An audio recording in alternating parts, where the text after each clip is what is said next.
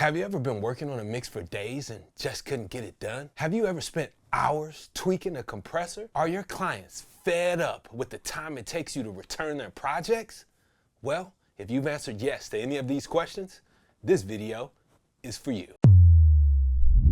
What's up, audio engineers, artists, producers, mixers especially. This video is for you, man. I'm Wavy Wayne from Wavy.wav, and this channel is all about helping you to record and mix better and faster. Today we're going to be focusing on that mixing better portion of the channel's agenda, okay? So let's go over my top 4 ways, really simple things that we can think about to help us mix a lot faster in the studio, okay? Now, first, let's talk about why you would want to mix faster. What's the point in rushing to get the song done? Well, think about it, right? Time, literally, when you're running a business, time is money. If you are charging a flat rate for a mix and it takes you 20 hours to complete it versus someone who can charge that same rate and get it done in 2 hours, where they're actually making 10 times more money than you. They're 10 times more efficient than you. So one thing is, yes, we want to make more money by being more efficient in our business practices. So mixing faster can definitely help you do that. Another reason is that a lot of times this is a fast-paced industry. A lot of our clients, they want their stuff back quickly. They want to be able to literally call you today and have this mix out by tomorrow. That's just the world that we live in nowadays. So you don't have months to work on a song. You don't have a year to work on mixing an album. We have to have faster turnarounds. Another reason why you want to mix faster is because you deserve a life outside of the studio, okay? Listen. Being in the studio is great. I love it just as much as anybody else, but we can't focus all of our time in the studio with our heads down. We need to be able to actually get out of the studio, get some life experience that we can bring back to the studio and make better music. Here's my 4 tips on mixing faster. So the first tip that I have for you to be able to mix faster is to actually do your editing and arranging first, and actually separately, in a separate session, maybe even on a separate day. Or if you're fortunate enough to have an assistant do it for you, that could be cool too. But I like to get all of the numbers work, as Earcode call it, but all of the hard stuff done, the non-creative stuff, let's get that done first. So that includes organizing your session, making sure that each track is named properly, that you are grouping items that need to be grouped together. You're moving different tracks around your DAW to make sure that you can access them easily. Also editing, if any of the tracks, the audio needs to be trimmed, or if you need to add fades, or if you need to correct the timing of any other performances, that would be another step that you want to do before you start mixing. If you need to do any pitch correction or fine tuning or anything, or even changing the arrangement, get that stuff done first, all right? So that is the day 1 of your mix. Spend that preliminary time actually doing your editing, doing your arrangement, doing your organizing before you actually start to mix. Because once you jump into the mix and you start getting creative, well, things can get a little bit messy, especially if you didn't start off organized from the beginning. And of course, the more organized you are, the more efficient you can be. The faster you'll be able to move around your session. If you have things grouped, you'll be able to easily recall them. If you know where the kick track is versus having to search through a bunch of tracks that aren't named, and you already have a place and a color code for those, then again, you're just going to be that much more efficient by organizing, and then your brain doesn't have to switch from these kind of monotonous tasks to the creative tasks that you do when mixing. So spend your first part of the mixing session, if possible, getting all your organizing, editing, and arrangement done, and then you can move on to the creative stuff. Step number 2 that I would use, or my tip number 2, is going to be to use a template. Now, again, when it comes to being efficient, using a template simply means that you're going to have all of the tools that you like to use at arm's distance. So they're going to be at a fingertip away. An example of this, and the reason why I love templates so much, is because as I came up in analog studios, I didn't have to go and get a compressor out of the closet every time I needed a compressor. I didn't have to go and search for which reverb I wanted to be using. A lot of times those were already hardwired in the studio via a patch bay, or they would connect a hardwired to the board already, and I would just need to turn up a send and it would automatically send to the Lexicon 480 or send to the whatever processor that I'm going to use in that studio. As a digital mixer, you should be thinking in that same way.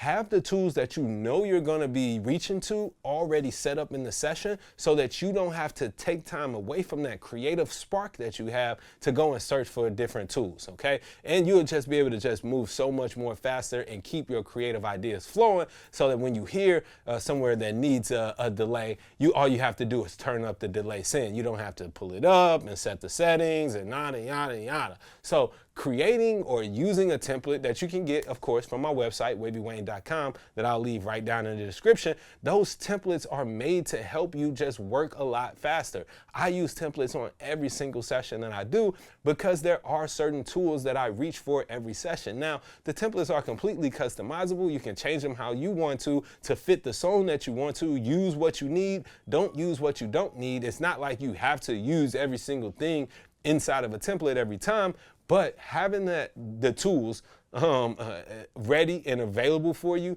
is just going to make you that much more efficient, thus cutting your mixing time down by a tremendous amount and allowing you to get done with that project and on to the next one. My next tip number 3, is going to be to focus on the emotion of the song. Once you start to mix, let the tracks talk to you. Listen to the story that they're telling with the lyrics. Listen to the story that the melody is telling to you, and really focus on that emotion, right? If you need to take some time out to dim the lights, light a candle in the studio, and just become intimate with that song, with that track, that's going to help you so much more than focusing on delay times, than focusing on ratio settings or threshold settings on the compressor or frequencies that you're notching out with the EQ, right? Listen and focus on the intent of the artist, the intent of the producers. What emotion are they trying to convey? Because let's be honest, the job of an audio engineer, a mix engineer,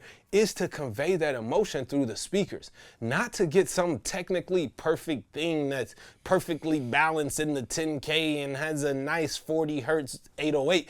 That doesn't matter. That is a byproduct of us creating the emotion that is intended. So let the emotion be your guide. Let that emotion drive your decisions, and your mixing will come out more natural feeling. It will come out more feeling, right? That's the key word, is feeling, right? Somebody, you will actually feel it. So if that means you need to get up and dance as you mixing, then go ahead and shake your, you know what I'm saying? Do that a little bit, you know what I'm saying? Don't be scared to let that emotion come out, because ultimately, if you're not feeling it, if you don't have an emotional reaction as you're mixing, then the chances are that the listener is not going to have an emotional reaction either, and thus you failed at the mix. Use your emotions and you will get the mix done better, because your clients, if you're able to feel that emotion, whether that's something to dance, whether that's crying, whether it's excitement, anger, if you're able to feel it and get it to come through the speakers, your clients will feel that also, and y'all will be able to work through the mix a whole lot faster.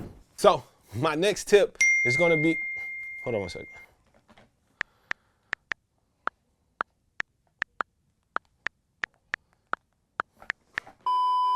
Oh, my bad, man. Block out the outside distractions. Put your phone on do not disturb. Don't take no phone calls, okay? Lock the doors. Tell people that while you mixing, you can't be bothered. The reason being is that once you literally take your attention away from something, it takes you more time to get back into the groove. So if I just got started mixing and I'm mixing for 20 minutes and then I go and respond to a text or I respond to a notification on my phone, well, it might take, for one, once I open up my phone, that's a whole rabbit hole in itself. Because you never just go to what you're going to do on the phone. You're going to end up scrolling Instagram, forget that you're mixing, and now you then spent 20 minutes on the phone and you didn't even get to the next part in your mix. And once you do decide to come back to the mix, it's going to take you another 10, 15 minutes to really get back to that intense focus that you were in. I like to think about mixing as a meditative sport. You need to be able to block out the outside distractions and really hone in to only what's coming out of those speakers. Focus on that emotion again, but to do that, you need to be able to silence everything, silence the distractions, get into your Zen state, man. Get up.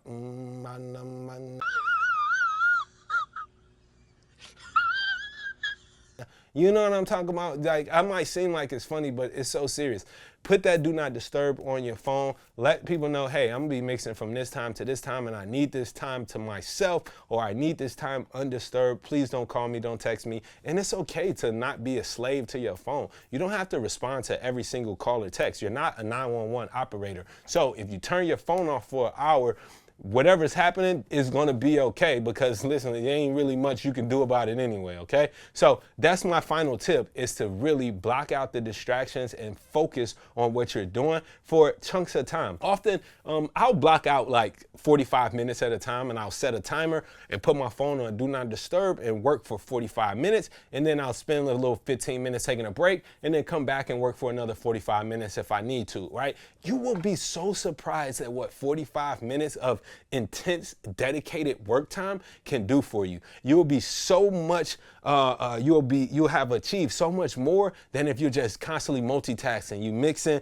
and texting and scrolling and mixing and all of that, and you'll never get the job done. You'll be missing things, and your mind is everywhere in one place. So please just block out the outside distractions, and you'll get the mix done a lot faster. I'm Wavy Wayne from Wavy.wav.com. If you found this video helpful, please share it with someone who needs this advice, who wants to have this type of conversation. Listen, we can only make the world sound better by helping each other, by sharing stuff just like this, and really just encouraging everybody to be on their A game. All right. So yes, mixing is not a race to get done with the mix, but if you're running a business, you definitely want to be more efficient, and ultimately you want to be able to focus up and get done so that you can move on to other things in life, and not, you know, just be locked into mixing all day, y'all. Check out the website, wavywayne.com, if you want to grab one of my session templates that will help you to mix faster.